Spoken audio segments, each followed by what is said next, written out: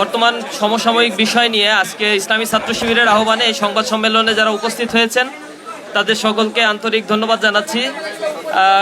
দুঃখ প্রকাশ করছি আমাদের নামাজের কারণে অনেক ভাইয়েরা আসতে দেরি করেছেন, বিশেষ করে আমরাও নামাজ পড়ে আসতে একটু দেরি হয়ে গেছে, এই কারণে আপনাদের কাছে ক্ষমা প্রার্থনা করছি। প্রিয় সাংবাদিক বন্ধুগণ, এ পর্যায়ে আজকের সংবাদ সম্মেলনে বর্তমান সমসাময়িক বিষয় নিয়ে আপনাদের সামনে কথা বলার জন্য অনুরোধ জানাচ্ছি শহীদ কাফেলা বাংলাদেশ ইসলামী ছাত্র শিবিরের মোহতারাম কেন্দ্রীয় সভাপতি জাহিদুল ইসলাম ভাইকে। বক্তব্য রাখছেন জাহিদুল ইসলাম ভাই।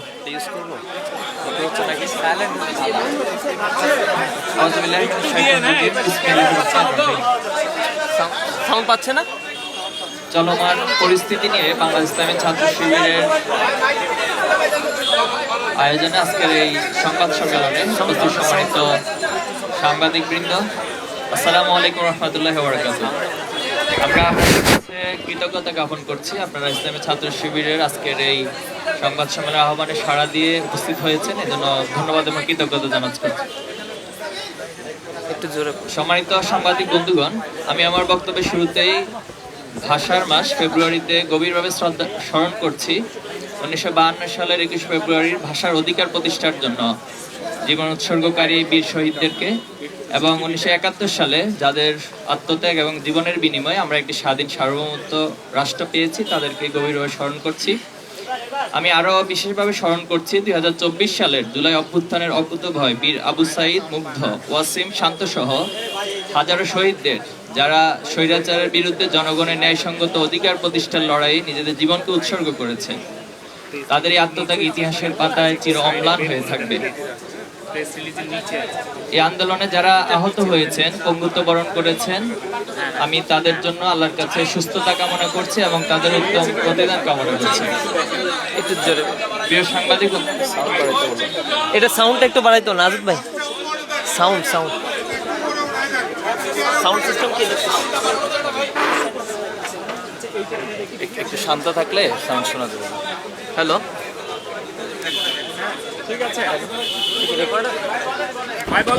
প্রিয় সাংবাদিক বন্ধুগণ, সম্প্রতি ঘটে যাওয়া কিছু অনাকাঙ্ক্ষিত ও গুরুত্বপূর্ণ বিষয় নিয়ে আমরা আপনাদের সামনে উপস্থিত হয়েছি। আপনারা জানেন, ঐতিহাসিক জুলাই অভ্যুত্থানের মধ্য দিয়ে স্বৈরাচার শেখ হাসিনা সরকারের পতন হলেও নেতিবাচক রাজনীতির চর্চার অবসান এখনো ঘটেনি। দুঃখজনক হলেও আবারও কিছু ছাত্র সংগঠন সেই ফ্যাসিবাদী ছাত্র রাজনীতির সংস্কৃতির অবতারণা করছে, যা জুলাই গণ অভ্যুত্থানের স্পিরিটের সম্পূর্ণ পরিপন্থী। প্রিয় সাংবাদিক বন্ধুগণ, সহস্রাধিক শহীদের জীবন এবং অগণিত আহত ও পঙ্গুত্ববরণকারীদের ত্যাগের বিনিময়ে অর্জিত সম্প্রীতি ও একতার বাংলাদেশে মানবিকতা, মূল্যবোধ, নাগরিক অধিকার, সুস্থ সংস্কৃতি, সন্ত্রাসমুক্ত, ন্যায় ও ইনসাফ ভিত্তিক সমাজ প্রতিষ্ঠা করা সকল নাগরিকের প্রধানতম কর্তব্য। যেখানে ছাত্র রাজনীতির মূল মন্ত্রই হবে একদল সৎ, দক্ষ ও দেশপ্রেমিক নাগরিক তৈরিতে ভূমিকা রাখা। ছাত্র রাজনীতির মাধ্যমে শিক্ষার্থীদের দক্ষতা উন্নয়ন সাধিত হবে এবং দেশ পরিচালনার যোগ্যতা সম্পন্ন হয়ে গড়ে উঠবে। বাংলাদেশ ইসলামী ছাত্র শিবির সেই লক্ষ্যেই কাজ করে যাচ্ছে, যা দেশবাসীর কাছে দৃশ্যমান।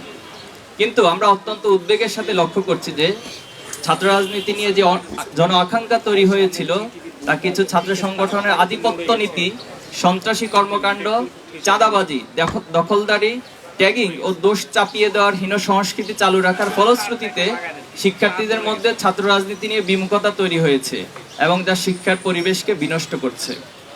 নিষিদ্ধ ছাত্রলীগ বাংলাদেশ থেকে বিতাড়িত হলেও দুর্ভাগ্যজনকভাবে আমাদের বন্ধুপ্রতিম ছাত্র সংগঠন, ছাত্রদল তাদের পথ অনুসরণ করতে দেখা যাচ্ছে। ক্যাম্পাসে সকল ছাত্র রাজনৈতিক ও সামাজিক সংগঠন সমূহের মধ্যে পারস্পরিক শ্রদ্ধাবোধ, সহযোগিতা ও সহাবস্থান নিশ্চিত করে শিক্ষার সুষ্ঠু পরিবেশ বজায় রাখা সকলের দায়িত্ব। কিন্তু আমরা লক্ষ্য করছি বিভিন্ন ক্যাম্পাসে ছাত্রদল, ছাত্র শিবির সহ অন্যান্য ছাত্র সংগঠনকে অন্যায়ভাবে দমনের চেষ্টা করছে। শুধু তাই নয়, নিজেরা সন্ত্রাসী কায়দা শিক্ষার্থীদের হামলা করে তার দায় উদ্দেশ্য প্রণোদিতভাবে ছাত্র শিবিরের উপর চাপিয়ে দিচ্ছে, যার প্রবক্তা ছিল নিষিদ্ধ ছাত্র সংগঠন ছাত্রলীগ। স্বৈরাচারী গণহত্যাকারী শেখ হাসিনা মুক্ত বাংলাদেশে ফ্যাসিবাদের টুলসগুলো কিছু ছাত্র সংগঠন ঘোষণা দিয়ে গ্রহণ করেছে। আপনারা দেখেছেন, তারা ফেসবুকে স্ট্যাটাস দিয়ে শিবির কোপানো জায়েজ আগেও ছিল এবং ভবিষ্যতেও থাকবে এমন বিভৎস এবং হীন ঘোষণা দিচ্ছে। আমরা নোয়াখালীতে এমন একজনের বিরুদ্ধে মামলা করেছি, আমরা আশা করব সরকার তাদের বিরুদ্ধে যথাযথ ব্যবস্থা গ্রহণ করবে। শুধু তাই নয়, কুয়েটের ঘটনাকে কেন্দ্র করে ছাত্র শিবিরের সম্পৃক্ততার মিথ্যা বক্তব্য দিয়ে দেশের বিভিন্ন জায়গায় বিক্ষোভ করা হয়েছে। খুলনার শিববাড়িতে তাদের মিছিল থেকে একটা একটা শিবির দর দৈরা দৈরা জবাই কর এই স্লোগান দেওয়া হয়। এমন ভয়ঙ্কর হিংস্র স্লোগান আমরা ছাত্রলীগের মুখে ইতিপূর্বে শুনেছিলাম, কিন্তু ছাত্র দলের মধ্যে নিষিদ্ধ ছাত্রলীগের প্রতিচ্ছবি ফুটে উঠবে তা আমরা কোনোভাবেই কামনা করি না। সারা দেশে শত শত জায়গায় চাঁদাবাজি দখলদারি দেখে বোঝার উপায় নেই যে দেশের কোনো পরিবর্তন হয়েছে। অপরাধীদের হাত বদল হয়েছে ঠিকই, কিন্তু অপরাধ আগের মতোই চলছে। গত 4 ফেব্রুয়ারি যশোরের চাচড়ায় চাঁদা না দেওয়ার সম্রাট নামের এক মাছ ব্যবসায়ীর চোখ উফে ফেলে ছাত্রদল নামের কিছু সন্ত্রাসী গতকাল গাজীপুর মাইকে ঘোষণা দিয়ে প্রকাশ্য দিবালোকে চাঁদা আদায় করার ঘটনা আপনারা দেখেছেন। প্রতিদিন এমন অসংখ্য ঘটনা গণমাধ্যমে প্রকাশ হচ্ছে। সম্মানিত উপস্থিতি, সম্প্রতি কুয়েট এমসি কলেজ এবং 20 ফেব্রুয়ারি তামিরুল মিল্লাত কামিল মাদ্রাসা যে হামলার ঘটনা সংঘটিত হয়েছে তা একটি ছাত্র সংগঠনের নব্য পেশিবাদ হয়ে ওঠা ধারাবাহিকতারই অংশ বলে আমরা মনে করছি। খুলনা প্রকৌশল ও প্রযুক্তি বিশ্ববিদ্যালয়ের সাধারণ ছাত্রদের উপর ছাত্রদল যুবদলের বহিরাগত সন্ত্রাসীদের নিয়ে প্রকাশ্য দিবালোকে পরিকল্পিতভাবে সশস্ত্র হামলা পরিচালনা করে, যেখানে অর্ধশতাধিক শিক্ষার্থী মারাত্মকভাবে আহত হয়।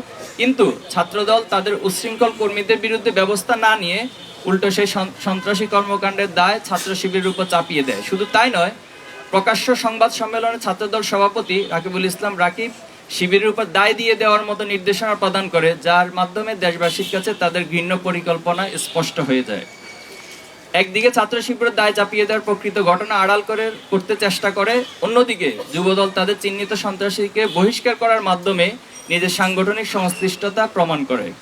এই ঘটনায় দেশব্যাপী সমালোচনা ঝড় উঠলে তা ধামাচাপা দেওয়ার জন্য সিলেটের এমসি কলেজে আঞ্জুমানে তালামিজে ইসলামীয় কর্মীর মিজানুর রহমান রিয়াদের সাথে শিক্ষার্থীদের হাতাহাতির ঘটনায় 2 জন জাহিদুল ইসলাম হৃদয় ও রিয়াদ নামে আহত হওয়ার দায় ছাত্র শিবিরের উপর প্রদান করে। পরবর্তীতে কলেজের অধ্যক্ষের বক্তব্যের মাধ্যমে প্রকৃত ঘটনা প্রকাশ পেলে ছাত্র শিবির যে সেই ঘটনার সাথে জড়িত নয় তা প্রমাণিত হয়।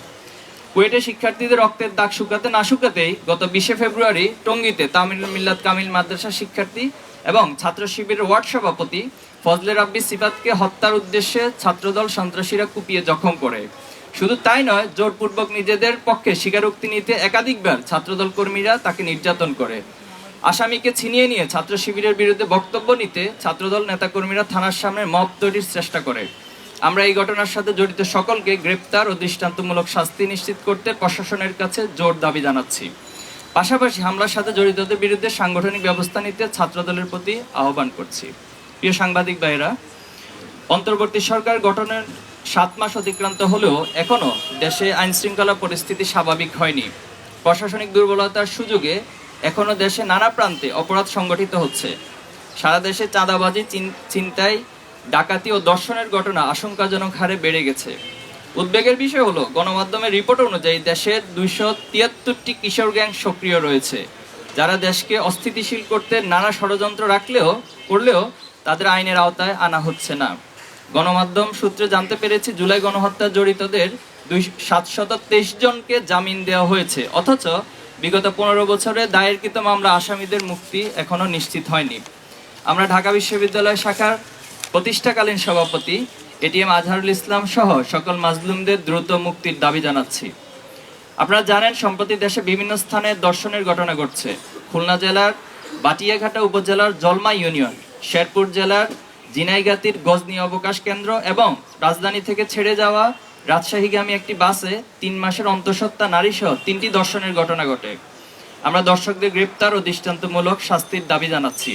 স্বরাষ্ট্র উপদেষ্টা ও প্রশাসনকে দেশের আইন শৃঙ্খলা পরিস্থিতি স্বাভাবিক করতে আরও সক্রিয় ভূমিকা পালন করার আহ্বান করছি, অথবা নিজেদের ব্যর্থতার দায় স্বীকার করে জাতির কাছে ক্ষমা চাওয়া অথবা পদত্যাগেরও আহ্বান করছি। সম্মানিত উপস্থিতি, আমরা লক্ষ্য করেছি মুক্ত চিন্তার নামে এদেশে ইসলাম বিদ্বেষী একটি গোষ্ঠী পরিকল্পিতভাবে ইসলামের বিরুদ্ধে বিদ্বেষ ছড়িয়ে সাম্প্রদায়িক সম্প্রীতিকে বিনষ্টের চেষ্টা করছে। সেই গোষ্ঠীর এক ক্রীড়ানক জাতীয় শিক্ষাক্রম ও পাঠ্যপুস্তক বোর্ড এনসিটিবি এর পাঠ্য বই সংশোধন ও পরিমার্জন কমিটির সদস্য, তার মূল নাম হচ্ছে সাজ্জাদুর রহমান। তিনি রাহা নাম ধারণ করে আল্লাহ ও রাসূল সাল্লাল্লাহু আলাইহি ওয়াসাল্লামের শানে চরম অবমাননাকর ও ধৃষ্টতাপূর্ণ শব্দ ব্যবহার করে একটি ফেসবুক পোস্ট দিয়ে দেশের সংখ্যাগরিষ্ঠ জনগণের ধর্মীয় অনুভূতিতে আঘাত এনেছে, যা ফৌজদারি আইন লঙ্ঘনের শামিল। আমরা অতি দ্রুত তাকে গ্রেপ্তার এবং শাস্তির আওতায় আনার জন্য সরকারের কাছে দাবি জানাচ্ছি। উপস্থিত সাংবাদিক বন্ধুগণ, পারস্পরিক সহযোগিতা ও ঐক্যবদ্ধ প্রচেষ্টার মাধ্যমে একটি সুখী, সমৃদ্ধি ও বৈষম্যহীন সবার বাংলাদেশ গঠন করা সম্ভব। এক্ষেত্রে রাষ্ট্রের চতুর্থ স্তম্ভ গণমাধ্যম ও জাতির বিবেক, সাংবাদিক কর্মীদের ভূমিকা অপরিহার্য। জুলাই অভ্যুত্থানের সকল পক্ষ এক মোহনায় মিলিত হওয়ার ফলেই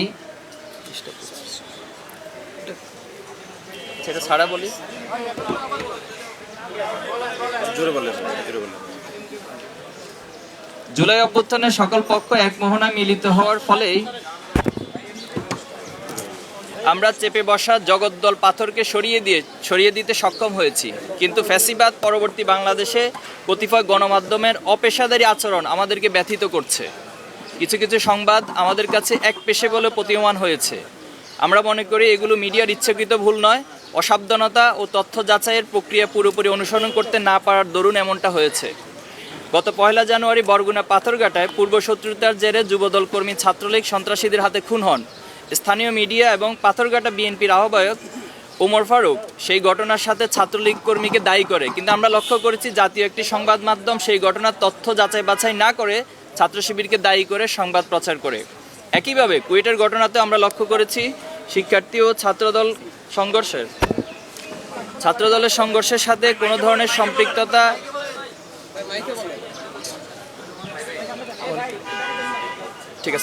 সম্পৃক্ততা না থাকলেও ছাত্র শিবিরকে দায়ী করে প্রতিবেদন প্রচার করা হয়।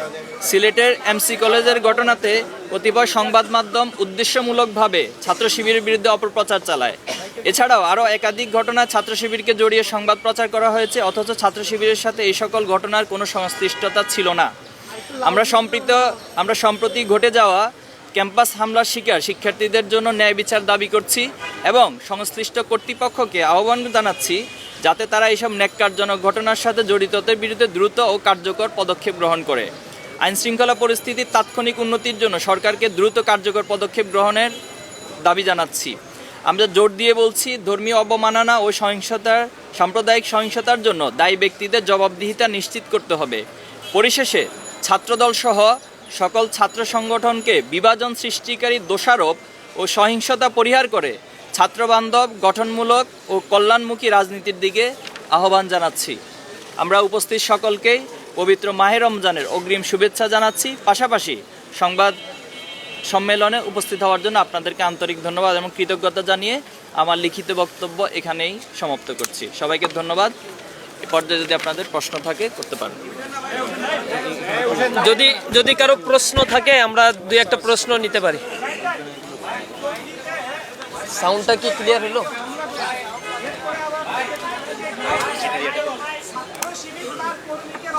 হবে না? কি আনলো?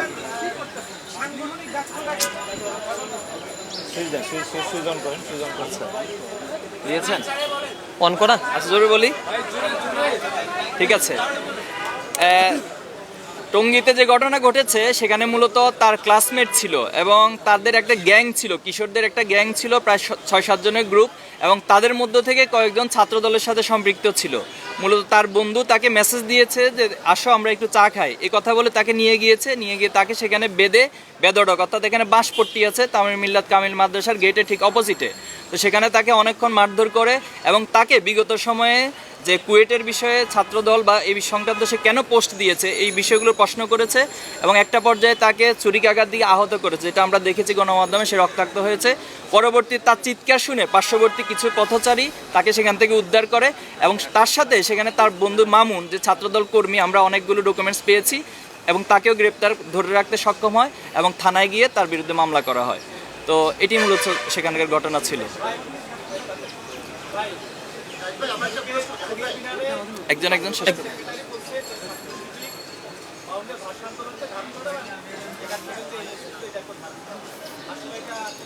আচ্ছা, ধারণটা কিভাবে করতে হয় এটা ওনার কাছ থেকে আগে আমাকে ব্যাখ্যা জানতে হবে কিভাবে ধারণ করতে হয়।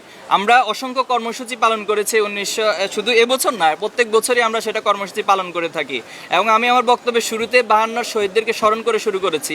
এরপরে কিভাবে ধারণ করতে হয় এটা ওনার কাছ থেকে একটা লিখিত স্ক্রিপ্ট আমাকে দিবেন, আমরা সেভাবে করে ধারণ করার চেষ্টা করব।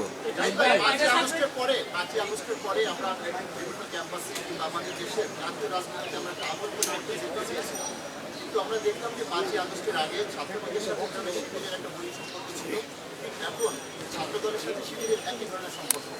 এর পিছনে কি কারণ আছে বলে আপনি মনে করেন? কি আমাদের জাতীয় রাজনীতির যে বিভাজন তারই কি এটা বহিঃপ্রকাশ? মানে কি বলে ছাত্রদের এই ধরনের পরিস্থিতি থেকে উত্তরণের জন্য আপনার কি পরামর্শ আছে বা আপনি কি মনে করেন? সম্পূরক এটার সঙ্গে আপনারা এই সঙ্গে বলবেন কিনা যে আপনারা ছাত্রদলকে আলাদা করে বলবেন কিনা যে একটা শেষ করি তাহলে সম্পূরক, এরপরে না আসলে বলবেন আর কি। যে প্রথমত হচ্ছে জুলাই স্প্রিটটা হলো ঐক্যবদ্ধ একটা সম্মিলিত প্রয়াসের যে চিন্তা চেতনা, তারই একটা বহিঃপ্রকাশ ছিল জুলাই অভ্যুত্থান। তো আমরা চেয়েছিলাম যে এরপরে আসলে সকলে ঐক্যবদ্ধভাবে কাজ করবে। আপনারা লক্ষ্য করেছেন জুলাই অভ্যুত্থানের পরবর্তী ছাত্র শিবির তার প্রত্যেকটা মুভগুলো ছাত্র বান্ধব এবং সেবামূলক কার্যক্রম নিয়ে অগ্রসর হচ্ছে। এবং সাধারণ শিক্ষার্থীদের সাইকোলজি বোঝার জন্য এবং তাদের পালস বোঝার জন্য আমরা প্রত্যেকটা ক্যাম্পাসে যাচ্ছি এবং সেখানে আস্ক শিবির, নো শিবির অথবা মিট দ্য বিলিয়ন্স, আমরা এর মধ্য দিয়ে শিক্ষার্থীদের পালসগুলো বোঝার চেষ্টা করছি এবং তারা যা চায় বাংলাদেশ ছাত্র রাজনীতির জন্য যে গুণগত পরিবর্তন হয় সেভাবে আমরা কাজ করে যাওয়ার জন্য চেষ্টা করছিলাম। কিন্তু আমাদের বন্ধু প্রতিম, তারা আমাদেরকে প্রতিপক্ষ শব্দ ব্যবহার করে, আমরা বন্ধু প্রতিম শব্দটি খুব সচেতনভাবে ব্যবহার করে বলছি। ওনারা এই একই কর্মসূচি না নিয়ে ওনারা হচ্ছে শোডাউন, আগের স্টাইলে মিছিল মিটিং অথবা হল দখল, সিট দখল এই ধারার মধ্যে যাচ্ছিলেন। এই কারণে শিক্ষার্থীরা ওনাদেরকে অনেকটা প্রত্যাখ্যান করছে। তো এই কষ্টটা ওনারা শিক্ষার্থীদের উপর না উঠাতে পেরে অনেকটা আমাদের ছাত্র শিবিরের উপর সেই কষ্ট এবং ক্ষোভটা ওনারা উঠাতে গিয়ে মূলত এই বিরোধের জায়গাটা তৈরি হয়েছে। আমরা শুরু থেকে ওনাদের সাথে নয়াপল্টন অফিসে গিয়ে বসেছিলাম। তো এরপরে অনেকবার আমরা ওনাদেরকে ইনভাইট করেছি, আসুন আমরা একটু বসি, কীভাবে ছাত্র রাজনীতির গুণগত পরিবর্তন আমরা করতে পারি, কিন্তু ওনারা আমাদের কোনো আহ্বানেই সাড়া দেন না। তো এই পরিস্থিতিতে আসলে দায়টা কাকে দিবেন এটা আপনারাই ঠিক করবেন। আপনার প্রত্যেকটি সংগঠন বা প্রত্যেকটা জায়গা থেকে হচ্ছে শহীদদের ফুল দিয়ে শহীদদেরকে শ্রদ্ধা জানানো হয়েছে, কিন্তু ছাত্র শিবিরকে এমন কোনো কার্যক্রম কিন্তু দেখা যায়নি। আমরা ঢাকা বিশ্ববিদ্যালয়ের মসজিদে দোয়া অনুষ্ঠান আয়োজন করেছি এবং প্রত্যেকটি ক্যাম্পাসে দোয়া অনুষ্ঠান আয়োজন করেছি এবং ভাষা শহীদদের কবর জিয়ারত করেছি। আমরা মনে করি ইসলামিক মূল্যবোধের জায়গায় ভাষা শহীদদের জন্য এটি সবচেয়ে উত্তম কর্মসূচি এবং আমরা সেটাই করার চেষ্টা করেছি।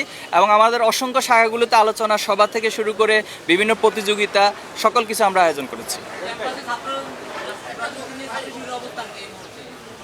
হ্যাঁ, সেটা তো আমরা বারবারই বলে আসছি যে যেটা হবে সেবামূলক কর্মসূচি, যেটা হবে শিক্ষা বান্ধব এবং সেখানে ছাত্ররা ভবিষ্যৎ বাংলাদেশ কীভাবে পরিচালিত হবে, কীভাবে বাংলাদেশ পলিসি মেকিং করবে, সেই ডিবেট হবে, সেই পলিসি মেকিংয়ের জন্য তারা অংশগ্রহণ করবে।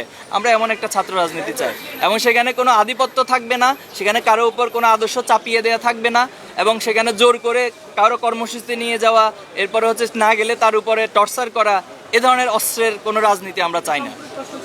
সেটা হচ্ছে ছাত্র শিবির বিভিন্ন বলেছিলেন 134টি ইউনিটে কমিটি ঘোষণা করা হয়েছিল, কিন্তু আমরা এখন দেখতে পাচ্ছি অনেকগুলো ক্যাম্পাস রয়েছে যেগুলোতে ক্যাম্পাস কমিটি প্রকাশ হলেও শুধুমাত্র সভাপতি এবং সেক্রেটারি, যেমন তিতুমির কলেজের সভাপতি এবং সেক্রেটারির নাম প্রকাশ করা হয়েছে, কিন্তু পূর্ণাঙ্গ কোনো কমিটি আসেনি।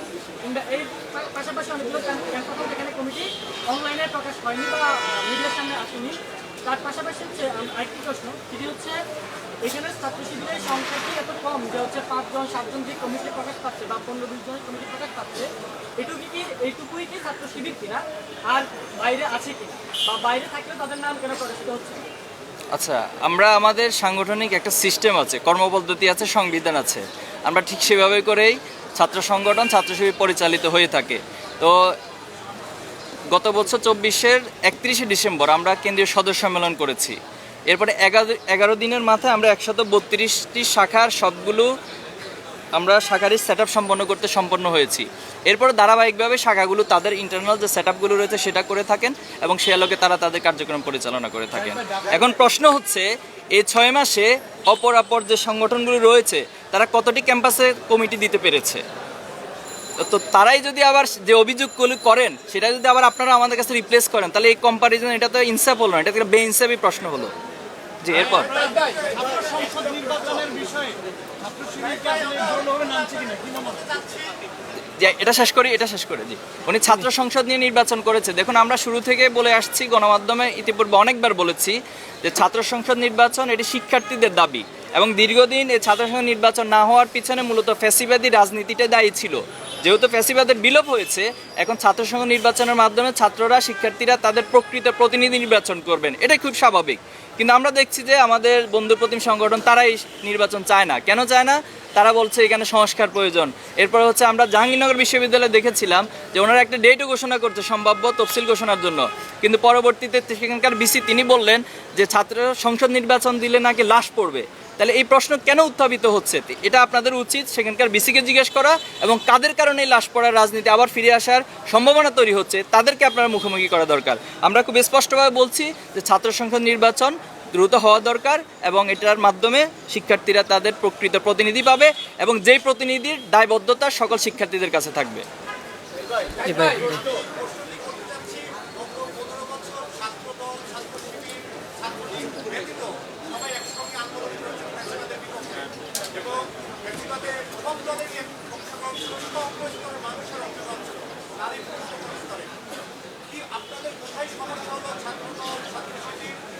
এই 5 আগস্টের পরে কি কথা বলছেন, কোন জায়গায় সমস্যা হয়েছে একটু যদি আপনি ক্লিয়ার করেন। এটা কোনো জায়গায় সমস্যা হয়নি, আমাদের জায়গা থেকে কোনো জায়গায় সমস্যা হয়নি। আমাদের বন্ধুর প্রতিম ছাত্র সংগঠনের কোথায় সমস্যা হয়েছে এটা ওনাদেরকে জিজ্ঞেস করবেন। আমরা শুরুতেও বলেছি, এখনও বলছি যে জাতির স্বার্থে এবং দেশের স্বার্থে, শিক্ষার স্বার্থে, ছাত্র রাজনীতির স্বার্থে আমরা যে কারোর সাথে ঐক্য করতে প্রস্তুত আছি, বসতে প্রস্তুত আছি, এবং আলাপ আলোচনা করতে প্রস্তুত আছি। শিবিরের উপর দায় চেপে দাও, এটা ছাত্র দলের সভাপতি বললেন। শুধু আপনারা কি সংবাদ সম্মেলন করে এটা প্রতিবাদ জানিয়েছেন, নাকি আইনগত কোনো ব্যবস্থা গ্রহণ করছেন আপনারা? আমরা আপাতত প্রতিবাদ জানিয়েছি, এরপরে সাধারণ শিক্ষার্থীরাও প্রতিবাদ জানিয়েছে। এরপরে আপনারা যদি আমাদের কাছে এই দাবি তোলেন যে আইনগত ব্যবস্থা নিব কিনা, তাহলে এটা আমরা ইনশাল্লাহ ভেবে দেখব।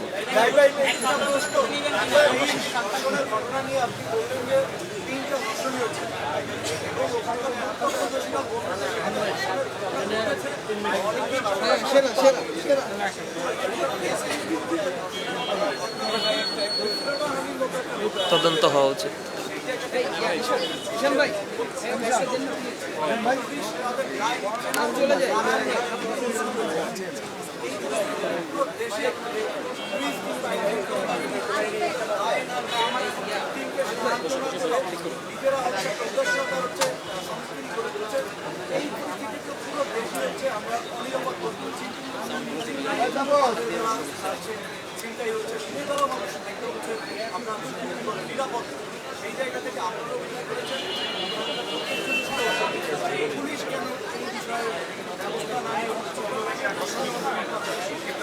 আমি তো আমার বক্তব্যে এই বিষয়টা বলেছিলাম যে পুলিশের এখানে দায় রয়েছে এবং স্বরাষ্ট্র উপদেষ্টারও দায় রয়েছে, কিন্তু আপনাদের কাছে বা আমাদের কাছে প্রতিদিন স্বরাষ্ট্র উপদেষ্টার এই রিলেটেড কোনো বক্তব্য কিন্তু আমরা পাচ্ছি না গণমাধ্যমে। আমার মতে আপনারা ওনাকে এই প্রশ্নের সম্মুখীন করা দরকার, কেন উনি এগুলো ব্যবস্থা নিচ্ছে না।